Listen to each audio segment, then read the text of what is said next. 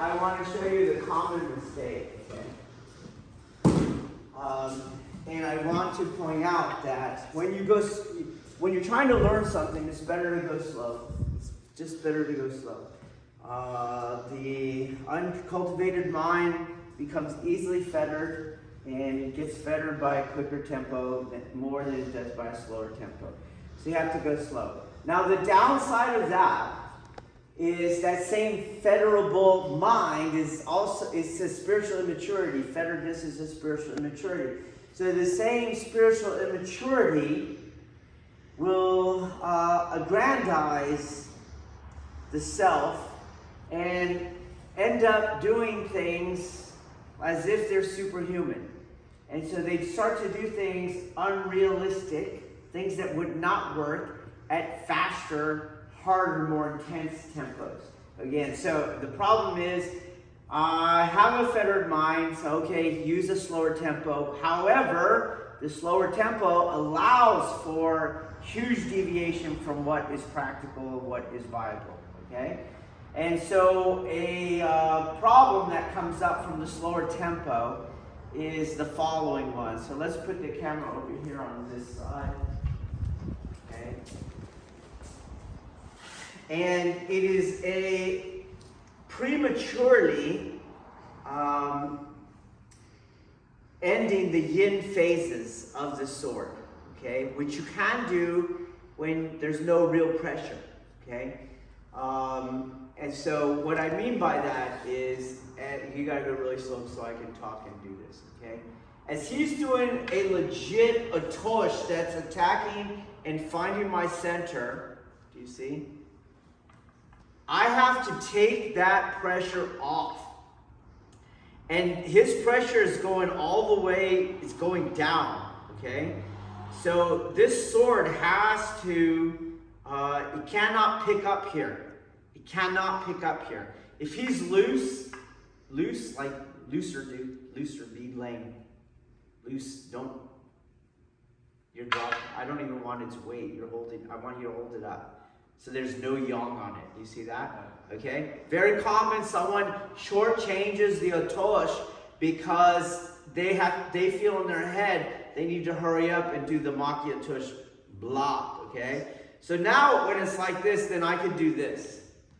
Do you see that? And so you get this kind of sword movement on the side of your body with the tsuka never coming to the top of the head, okay? Nor the tip dropping.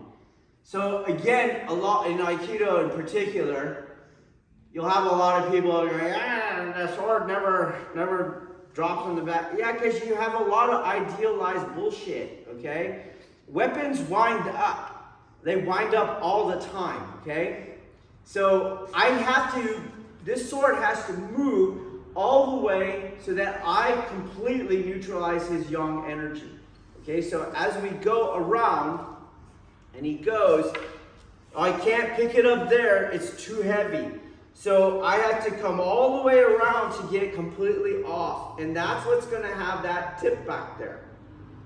If I shoot for this, I'm telling you, you kicked it up where there's yang movement.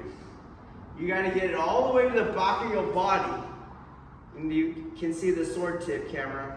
Can you? Over here, where I'm pointing. Go, Virginia, go over there. And you see the tip dropped, okay? That's to free me. And it's gonna happen again over here. So as he goes on, okay? And as he does the atosh, I'm gonna do it this time this way, all right? And as he skis, you're gonna go slow again for me. As he starts to come up, I am now parrying this weapon. So stay there again. If I do again a little short thing that has that tip come up, I am actually in range for, nope, you don't even have to move. Just change the angle of the ski so that he hits, okay? I have to let him get deep into the initial ski, and in order for me to do that, the parry has to go all the way around. As he goes, I'm here to free the yang energy here. That tip has to drop all the way. As he goes, boom, Here, the tip has to drop all the way to free that yang energy, and as he comes in, the tip has to stay dropped to keep it from tracking me. And as I move, the tip's going to be down again in the back. Okay? So, if I come around, and you can do whatever, because that's a cheap-ass shot. But if he feels my pressure, I won't do it fast, but I'll put pressure on it. You see what it does to his sword. Do you feel that? Okay? And maybe you have to come again over here, Cameron. So this movement isn't that, where he can do whatever. There's an attack, down. Boom. He has to get that out. So his tip is going to be pointing down. And then he cuts, and then the same thing's going to happen here. His tip has to point down, so he's, point your tip down, dude. And bring your weapon. Go back. Tip down, tip down.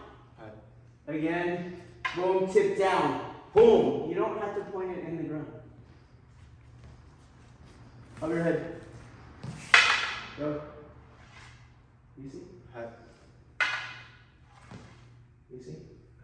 Again. I don't have to do that. Boom. This, no. Boom. Down. Okay?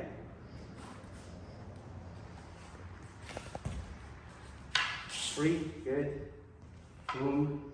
Free it. You do drop, because there is some pressure. Do you feel it? You see? You got to drop, and then you point it down.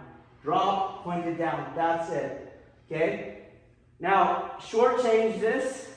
Make a quick come off of it early. There it is. You're going to hit him. He can't take his tip from the down position until I've passed his body. So go back. Here it is. He's going to follow that weapon all the way through. And that's going to put the tip, go back to where it is. Follow it all the way through. Stop at the end. And you can see the tip's going to be down. Okay? We'll try it again. You look lost. Do you understand? Tip down. Boom. Tip down. Tip down till he clears it. There you go. Okay? And that's going to stop this stuff where you're here.